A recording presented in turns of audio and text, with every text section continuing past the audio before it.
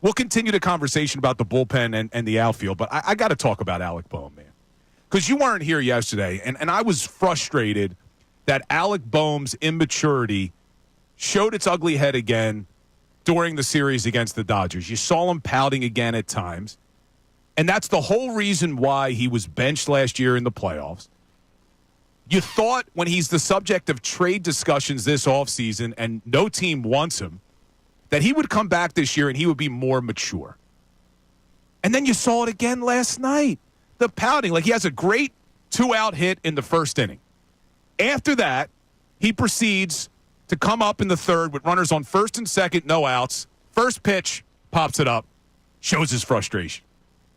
Fifth inning, strikes out, chasing out of the zone. Pitch wasn't even close.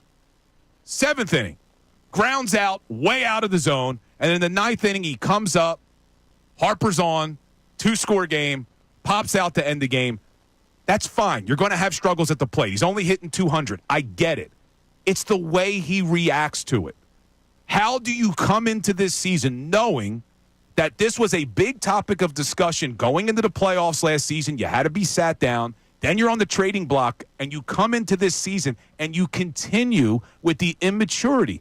It makes me believe that he is never going to change. Because if he's showing this already, and we're only 10 games into the season, things aren't going to get better for Alec Bohm. They're only going to get worse. I'm going to steal one of your phrases sitting in this two-chair with. You're not wrong about some of the things you just said when it comes to Alec Bohm. I will say the one thing, the idea that nobody wanted him this offseason, I'm not sure nobody wanted him. Well, not for the price. Yeah, nobody wanted him for what the Phillies wanted in return for him. And I think now we are on such high alert looking for the Bohm moments where, like, he's frustrated. We're like, how's he going to react? What was he? What is he? Frustrated?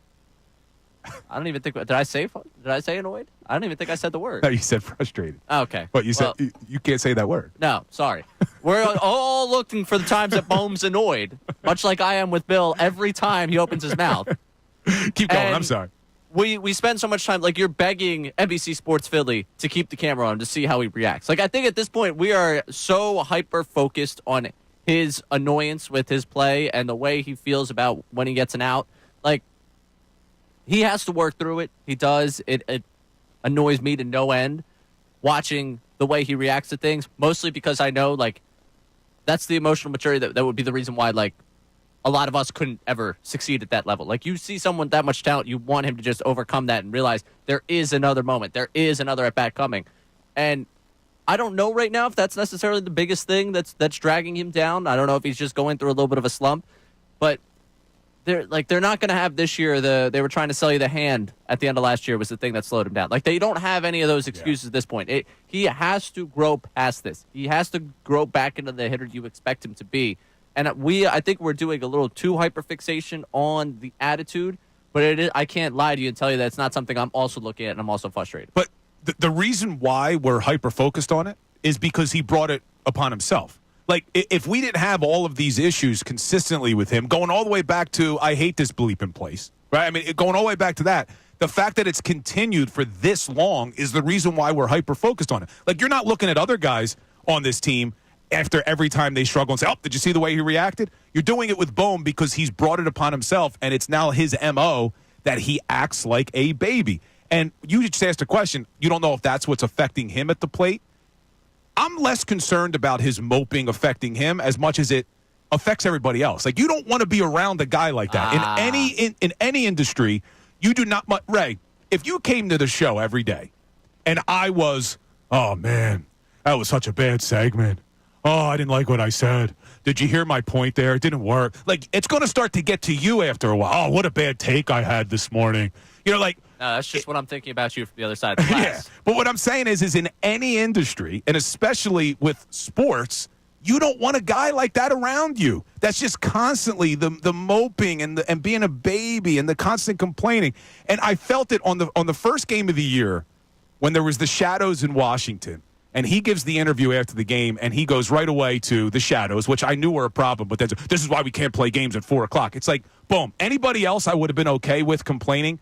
You came into this season and they don't want you to be the baby, and you're the one right away. We shouldn't have games at 4 o'clock. It's like, dude, You got to grow up. You got to go out of your way to not come off as a moping, whining baby, because that's how you're being viewed. Not only here anymore, I think across Major League Baseball, unfortunately. Yeah, but I think from what you said about the guys in the clubhouse, like, I'm sorry. If you're Bryce Harper, you're making $330 million. You're JT Realmuto making $100 million. You're Nick Castellanos making $100 million. You don't want that. No, but one, don't let his attitude take you down. And two, one of you have to get through to him. Thank you. Somebody has to get through to Alec Bohm. If it's that big of a problem for the guys in the clubhouse, one of you has to get through to him. You guys had the whole grow-up moment with him. Make sure it happens, okay? You talk about people in any industry and the way you might feel about it. If you saw me like that every day, wouldn't you make a conscious effort to try and get me out of whatever funk I was in? No, isn't that like you're at correct. some point leaders got to be leaders, and if we're saying that this is going to impact everyone, this could drag him down, you need Alec Bohm. You can't accomplish what you want as a team this year with him hitting 200, with him having that mentality. One of you has to get through to him then. So Austin sounds like he agrees with you. Like, you want one of these leaders to go to him. But the thing is, Austin and Ray, how do we know that they haven't? Like, he literally got benched in the playoffs last year because of this. So if getting benched by your manager doesn't do it for you, how do we know that Harper and Schwarber haven't pulled him aside and been like, yo, dude, enough is enough, and this is just who the guy is? I'll give Harper credit. The quote earlier this season where he said, we love that guy. And he acknowledged the trade rumors in that whole exchange where he was like, yeah, we love this guy. You know, we want him in this locker room. He actually didn't say we love this guy. He said we love that kid. That actually bothered me that he called him a kid because he's not a damn kid. He needs to grow up. So it did actually bother me that Harper used the word kid. Stop treating Alec Bohm like a kid, dude. He's not. He's 4 years older than you, Ray. And we're talking about dropping the young Ray Dunn from the intro because you're not a kid. Alec Bohm is not a damn kid.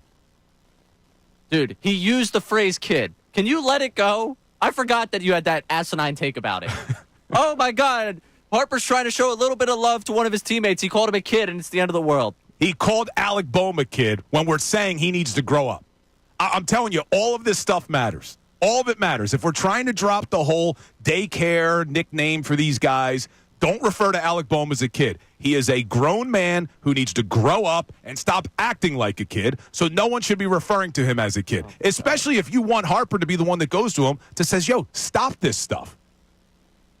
All right, we'll continue this conversation. I want your opinions on this Phillies team because we're not overreacting today. I want to make that clear. They're still 7-3, Ray. They're still 7-3. But I want your reactions to what happened last night, the bullpen, the experiment in left field. Would you continue it? And I want your thoughts on Alec Bohm. You agree with me that this has to stop. He's got to grow up. 610-632-0975. We'll be right back. Fanatic Sports Update. I'm Austin Jones, and this is your Fanatic Sports Update. This update is brought to you by Groundworks, your expert for basement waterproofing and foundation repair since 1997. Book your free inspection at groundworks.com. The NFL draft is 15 days away, and Adam Schefter joined John Kincade and Andrew Salciunas this morning and said he would expect the Eagles to move around the draft. Give a listen. They've got 20 picks, that they are the team that's most likely to be moving around and making things happen on draft weekend. That's what I said. And there are needs. You know, I think people forget that sometimes. They lost a lot of key players on the defensive side of the football. A lot. So we shall see what they do. The Phillies dropped game one against the Atlanta Braves last night, 7-5. Taijuan Walker's on the mound today for the Phillies. First pitch is at 7:15, and you can watch the game on NBC Sports Philadelphia. The 76ers are in the nation's capital to face the Wizards. Tip-off is for 7 p.m., and you can listen to the game on 97.5 The Fanatic. And the Flyers are at the Garden tonight to face the New York Rangers. Puck drop is for 7:30. You can listen to the game on our sister station, 93.3 WMMR. And this update is also brought to you by the New Jersey Division of Highway Traffic Safety. Texting and driving, big risk, big consequences. You risk some traffic tickets, fines, and if you crash and injure someone, you could even go to prison. Brought to you by the New Jersey Division of Highway Traffic Safety. I'm Austin Jones on the home of the 76ers and Flyers, 97.5 The Fanatic and 97.5thefanatic.com. Hey everybody, it's Bill Colarulo. Thanks for watching. We appreciate it. Make sure you like and subscribe to our channel so you can engage during the show, and you're not going to want to miss all the content that we post. It's not only the live videos, it's videos after the fact. It's our shorts. It's all the content you want as a Philadelphia sports fan. Looking forward to connecting.